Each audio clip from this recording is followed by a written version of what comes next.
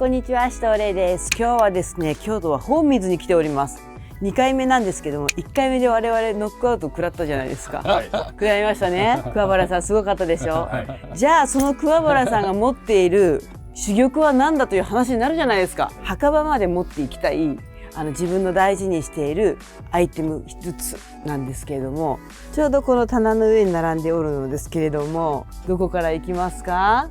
最初はもういきなりなんですけど、トップバッターから飛ばしていきたいと思いますね。お願いします。はい、はい、これエルメスのバーキン40サイズ40っていうものになるんですけど、自分カバン好きで、カバンはやっぱしこういうヴィンテージ触ってるんでいろんな古いカバンいっぱいあるんですけど、やっぱし憧れの一つとしてこのエルメスのバーキンっていうのはあったんですけども、雰囲気がいいようなやつをずっと探してて、で昔にニューヨークで見つけたんですけど、これ見て何年くらい前？結構ね、これで言ったらね20年近く前ですね。はい、で見てもらったら分かるんですけど、もう使い古してそうだね、焦っているというか。そうですね、表の銀面が剥がれて、でもこの金具の感じ良くないですか？すごいですよね、真っ黒になってね。もうこういうのが大好きで、でも、それこそレイさん言ってくださったみたいに、もう見つけた瞬間にもう迷わず清水の舞台から飛び込みましたね。一歩も止まらなかったですね。これやーみたいなでもストーンみたいなね、私バーキンって当たり出すもんだと思ってました。いやそうですよね。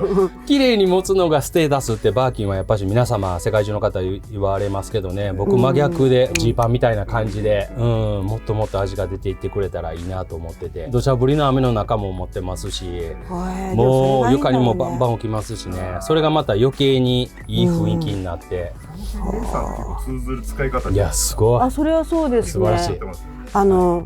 物を持ったタイミングで私の方が上だと思ってるから私がオーナーで、あなたは犬みたいな。なるほど、なるほどね。私が飼ってるからそれは自分より上だとなんか違うじゃないですか。そうですね、そうですね。だからそれを使いこなしたいから、崇めるのじゃなくてガシガシ使ってあげたいなって。絶対僕もこのボロにちょっと合わせるのが、こんな感じでね。やだー、やめてやめて、致死量のかっこいいのを編みさせるのやめて。いいですよね。寿命縮まるくらいかっこいいじゃないですか。次もすごそうですよ。なんか面構えがすごいと思うんですけども、ネックレスになるのかな、こちらは。そうですね、これネイティブアメリカナバホ族のインディアンの100年近く前のネックレスになりますね。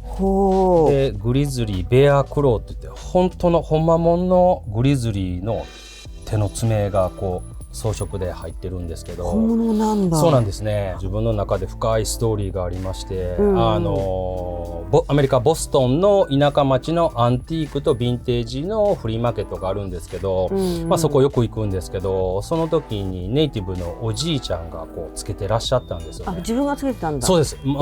つけてらっしゃって。売り物じゃないぞくらいの。そうです、そうです。で、他にジュエリーは売ってらっしゃったんですけど、パッと見た瞬間、もうおじいちゃんの首元しか僕目に行かないんですよ。で、そのおじいちゃん曰く、僕の宝物だからって、これはもうずっと何十年も自分が大事につけてるんだっつって、それでも僕らもバイヤー心に火がついちゃうんで、そうなったら余計欲しいみたいな。余計欲しいと。2日間にわたって売ってくれ売ってくれっつって、もうおじいちゃんのところひたすら行って、でお願いして、で最後は買えない値段を言われたんですよ。高い値段っていうことですね。もう売りたくないから。売りたくないから、あまりに僕がしつこいんで食い下がったんで、もう買えないような値段を言われたんですよね。そういう人ってその1回しかチャンスは僕はやっぱ思うんですよね。考えさせてだったらもうダメなんだ。明日来たらもうやっぱり売らないとか、やっぱ僕らヴィンテージの世界であるあるなんですよね。で来年行ったらもうないよとか、もう会えないかもしれないんで、そのおじいちゃんと。だからもうそういうのは今まで何回も痛いぐらい経験してきてるんで、もう値段をつけてくださったっていうのがそのタイミングなんで、あとはそこに僕が払える力があるのかと、なんとかできる力があるかっていうだけなんで、本当にもう全ての買い付けをもう終わらせてもいいぐらいな気持ちで、もう譲っていただいてっていう感じで、よかったら僕よりレイさんの。私ですか？はい、もちろんです。もちろんです。はい、もうガンガン、もう全然ガンガン、はい、こんな感じですごくないですか？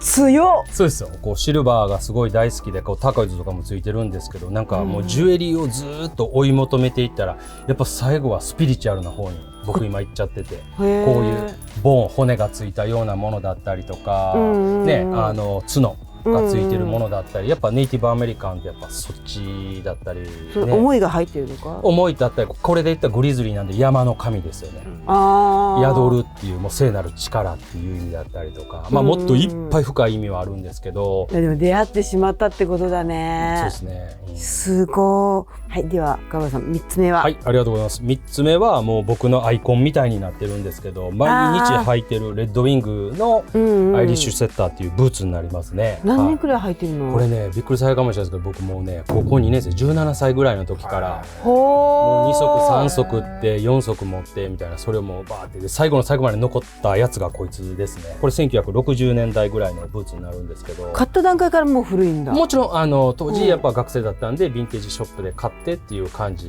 なんですけど、一回もオイルも入れずに、入れないんだ。メンテナンスはもうブラッシングだけで、革がもう木みたいになってますよね。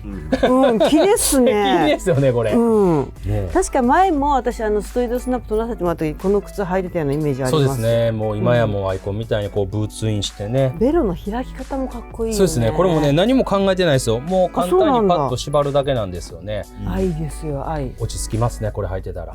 次はお洋服なんですけども、こちらは何でしょうか？はい、ありがとうございます。これは自分の中でもその今回のテーマにぴったりかなっていうストーリーがあるお洋服になるんですけど、お洋服自体は1939年ってあるように、当時アメリカの万博があったんですよね。この間大阪万博があったみたいに記念のお洋服になるんですけども、生地違いますもんね。そうですね。ウールパーカーっていうものになりまして、80、90年前だけど桑原さんには珍しいボロじゃないですか。そうなんですよ。でこれその思い出のストーリーとして、もともと自分その大阪のピグスティっていうお店に勤めさせていただいてた時期があるんですけど、20歳前後ぐらいの時なんですけど、その時の社長がこれをずっと大事に着てはったんですよ。僕の憧れのお洋服だったんですよね。でもずっと社長に売ってください売ってください売ってください売ってくださいって言って、その社長も実はこれすごい思い入れがあって、もともとアメリカのロサンゼルスのローズボールで、それ大昔ですよ。これ売られてたらしいんですよ。で欲しいと思ったんですけど金額が高くて社長は買えなかったらしいんですよね。そしてアメリカの有名なディーラーさんがそれをすぐ買わはって、で社長はもうそれでもやっぱり欲しいってもう一回そのディーラーさんのところ行って、フリマで買わなかったディーラーさんのところでディーラーさんから買われたって。でそれぐらい社長も思い入れがあってずっと大事に着てらっしゃったんですけど、もう僕何年言ったか10年は軽く言ったと思いますよ。くださいよ、売ってくれ売ってくれって売ってくれ売ってくれっつってもう言い続けて、で最後は社長根負けしてくださって譲ってくださったんですけど、ただ思い入れが強すぎて着れないんですよね。一丁羅中の一丁羅みたいな。そうなんですよ。思い入れが強すぎて着れなくって、でずーっと大事に持ってて、今でも社長がこれを着て店頭に立ってらっしゃったこのあれがもう残像がもう本当に鮮明に僕の頭の中にありますね。そんなすごいこうリスペクトされる社長さんだったんだ。大したことないですけどね。あれ怒られる怒られます。大事にされてる感じはする。そうなんですよね。でその受け継いだっていう気持ちの方が強いかもしれないですね。話ね、今回のテーマとね、話もうこれからっていうのでね、これですね。よかった。最後はこれも100年近く前のアメリカのハンティングジャケットになるんですけど、で川原さんといえばのボロだね。1910年20年って言われてるんですよ、このハンティングジャケット。見ていただいた通り油もいっぱい飛んでますし、一回も洗われてないですね。100年間今では作られないこういう変形ポケットって言って小さいこれなんでここにあるの？懐中時計、当時ね腕時計なんか懐中時計入れたりとか、そうですね。でハンティングなんでここにこうホイッスルですよね。鹿が出た熊が出た犬行けみたいなピーってなるホイッスル入れたりとか、いろんなそういう小物を入れるときにこういうね。なるほどね。そうですね。でそうです。わざとこっちから手突っ込みやすいように斜めにこう小さいような、これも大昔のディティールなんですよね。裏も迫力があってすごいですよね。迫力があって。うわーすごいかっこいいですよね。ここら辺がほつれてるのもしっかり多分入れた後なんですよね。そうですそうですそうです。もうガンガン使っった後ですよね。でこれはもともと尊敬して今仲良くさせていただいてる富山のフォアモーストっていうヴィンテージショップがあって、お正月に目玉商品として出されて、であまりにも雰囲気がすごいんで、うちで売らなかったら桑原くん買ってねみたいなことも言ってらっしゃったんですけど、僕が根本さんから購入させていただいたっていう、これも出会いかなと思いますよね。そうだね。おー、かっこよ。すごいですよね。肩もストーンと落ちて、このいい感じのこのくたりが。そうですよね。そうですよね。うわー、見て。うわー、かっこいいっすね。汚いものって言わはる方もいらっしゃいますし、僕らみたいにアートと歴史的価値があるアートと思う人間もいますしね。まあいろいろ価値観はあるとは思うんですけど、もう僕はもう一丁羅と言いますかね。一丁羅ですね。今までよく100年間残ってくれたって、もうその気持ちはすごい強いお洋服ですね。桑原さんの珠玉の5選見させてもらったんですけれども、こんなプレシャスなものが見させてもらえるんだなんてね。本当に選んでいただいてありがとうございます。こちらこそですよ。嬉しいです。ありがとうございます。では皆さんはどのアイテムが良かったでしょうか。ぜひコメント欄に書き込んでおいてもらえたらなと思います。それではまた次回の動画でお会いしましょう。じゃあねー。桑原さん何個くらいあったの、候補としては。いやね、もう正直めちゃくちゃ候補あったんですけど、このね、僕がずっと履いてるデニムなんですけど、やっぱこれもボロですね。でも大昔に買ったんですけど、いつ頃？うわもうこれね15年ぐらい前ですね。